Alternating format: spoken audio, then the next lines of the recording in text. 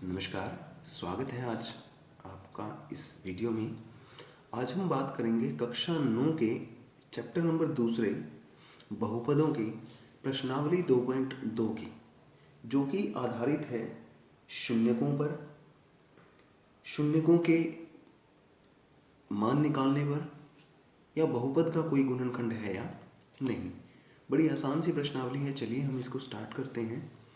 सबसे पहला जो क्वेश्चन है वो क्या है कि हमें एक बहुपद दिया होगा और एक मान दिया होगा, यानी x का मान दिया होगा चर का। हमें उस चर के मान से उस बहुपद का मान निकालना है। हम देखिए याद ध्यान रखेंगे, हम बहुपद को हमेशा px से डिनोट करते हैं, qx से। px मीन्स पॉलिनोमियल बहुपद।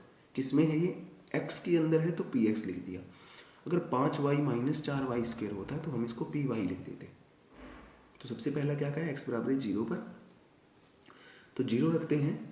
x की जगह पर, इसका मतलब है जहाँ जहाँ x आया वहाँ वहाँ हमें 0 रखना है। तो पहले 0 पर रखना है, तो p0 5 x की जगह 0 माइनस 4 गुना x की जगह 0 जमा 3।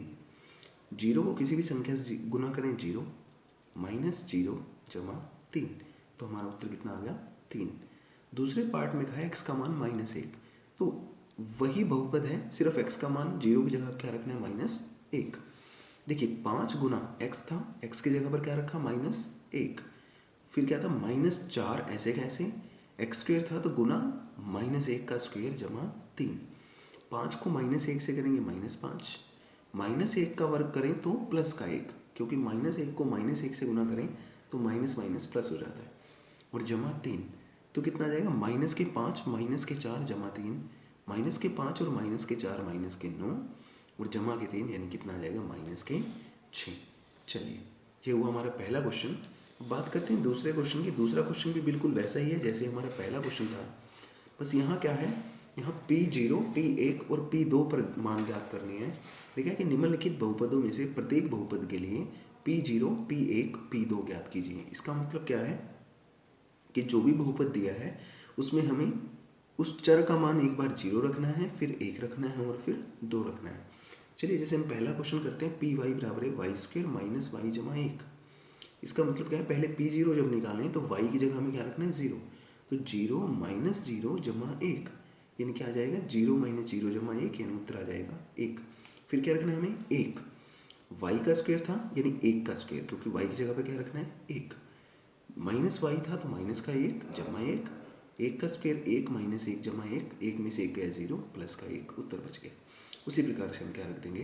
2 रख देंगे। फिर आते हैं हम चौथे पार्ट पे। दूसरा और तीसरा पार्ट बिल्कुल इसके ऐसे ही हैं। चौथा पार्ट है px बराबर x माइनस 1 इंटू एक्स जमा 1। सबसे पहले क्या रखना था? P0 कहा है उसने, तो x का मान 0, x की जगह पर 0 माइनस 1 0 जमा 1, 0 में से 1 गया -1, 0 प्लस 1 1, 1 को -1 से गुना करेंगे उत्तर आएगा -1। फिर 1 रखेंगे यानी P1, तो क्या आएगा? x की जगह पर 1 माइनस 1 इंटू 1 जमा 1, 1 में से 1 गया 0, 1 और 1 2, 2 को 0 से गुना करेंगे 0। इसी तरह 2 रखेंगे तो क्या आएगा? x माइनस 1 था यानी 2 माइनस 1, x जमा 1 था तो 2 जमा 1, 2 में से 1 गया 1, 2 और 1 3, तो उत्तर आ गया 3 एकम 3। बढ़ते हैं अपने तीसरे क्वेश्चन की ओर। तीसरा क्वेश्चन देखिए हमारे पास है, सत्यापित कीजिए कि दिखाए गए मान निम्नलिखित स्थितियों में संगत बहुपद के शून्यक हैं। यानी हमें बताना है कि बहुपद के सामने जो मान लिखा हुआ है वो इसका शून्यक है या नहीं। देखिए शून्यक कब होगा? जब हम उस मान को उस बहुपद में रख दें और उत्तर जो है वो 0 आ जाए। तो देखिए जैसे x बराबर है, उसने कहा है -1/3 और बहुपद है 3x जमा 1, तो रखते हैं p -1/3। क्या जाएगा हमारे पास? -1/3 जब हमने रखा तो 3 गुना -1/3 जमा 1, गुना किया तो 3 से 3 कट गया, उत्तर है -1 जमा 1। -1 जमा 1 बराबर कितना हो गया? 0। और जब हमने कहा कि p x का मान 0 आ जाए उस मान को रखने पर, तब हम कहेंगे जो भी हमें मान दिया x का, यानी x बराबर -1/3, वो क्या होगा? बहुपद का शून्यक होगा। आगे चलते हैं इसके दूसरे पार्ट पे। दूसरा पार्ट है px बराबर 5x माइनस पाई और x का मान यहाँ है 4/5। देखिए हमें क्या रखना है? 4/5, x का मान कहा 4/5, तो जहाँ जहाँ एक्स आया वहाँ वहाँ 4/5 रखेंगे, यानी 5 गुना 4/5 माइनस पाई, 4 माइनस पाई। पाई अपरिमेय संख्या है, वैसे हम 22/7 इसका नाम देते हैं, परंतु फिर भी ये अपरिमेय संख्या है। 4 में से पाई जब घटाएंगे तो 0 नहीं आएगा, तो क्या होगा, जो p 4/5 है वो बराबर नहीं है 0 के, तो क्या होगा, x बराबर 4/5 बहुपद का शून्यक नहीं है। इसी तरह अगला पार्ट जो है इसका छठा पार्ट कर रहे हैं, मैं मेन पार्ट कर रहा हूँ उसके। छठे पार्ट में कहा है पी एक्स बराबर LX/M, और यहाँ x का मान है -M/L। तो जहाँ जहाँ x आया वहाँ -M/L रखेंगे, तो ये आएगा L गुना -M/L जमा M। L से L काट देंगे, -M + M, उत्तर आ जाएगा हमारे पास 0। अब जब हमने कहा था कि P ऑफ x का मान 0 आ जाए, यानी P -M/L कितना आ गया 0, तब हम कहेंगे ये जो मान था वो क्या था, बहुपद का शून्यक है। लिख देंगे x बराबर -M/L बहुपद का शून्यक है। उसके बाद बात करते हैं इसका पार्ट नंबर 7वां जो है, इसमें कहा है पी एक्स बराबर 3x² - 1, x बराबर -1/√3 और 2/√3, ये दो मान दे दिए इसने। पहले हम पुट करेंगे x का मान -1/√3, यानी जहाँ x था वहाँ हमने -1/√3 रख दिया, तो क्या आया हमारे पास, 3 गुना x² था तो -1/√3 का स्क्वायर -1। देखिए माइनस का स्क्वायर करें तो प्लस, वर्गमूल 3 का स्क्वायर करें तो 3, यानी 3 गुना 1/3 -1, तो उत्तर कितना आ जाएगा, 1 - 1, यानी कितना आ गया 0। और जब 0 आ जाए तो हम क्या कहते हैं कि यह बहुपद का गुणनखंड है।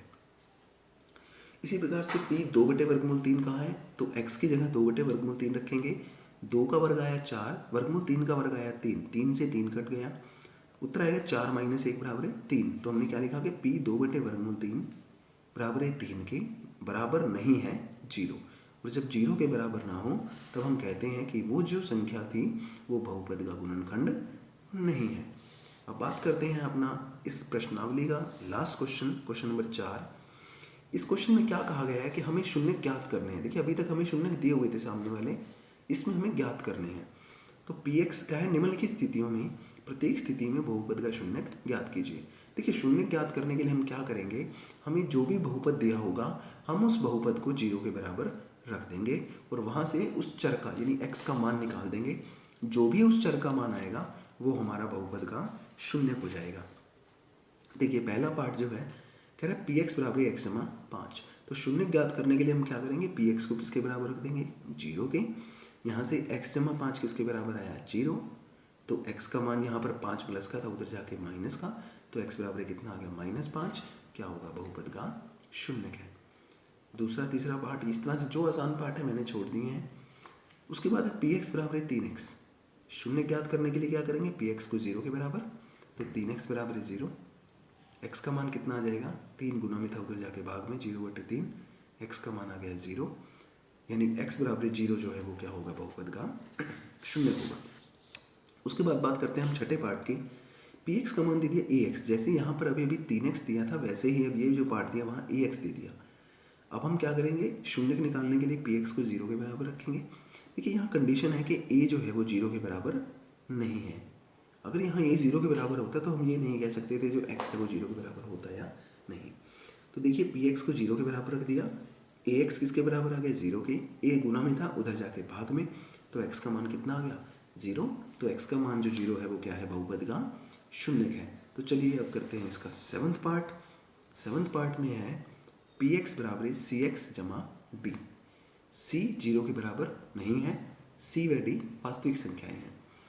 क्या करते हैं शून्य निकालने के लिए, पी एक्स को 0 के बराबर रखते हैं, तो सी एक्स जमा डी बराबर 0, d प्लस का था तो इधर जाके माइनस का, सी एक्स बराबर -d, c गुना में था उधर जाके भाग में, यानी -d/c।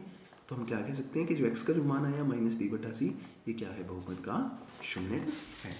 धन्यवाद।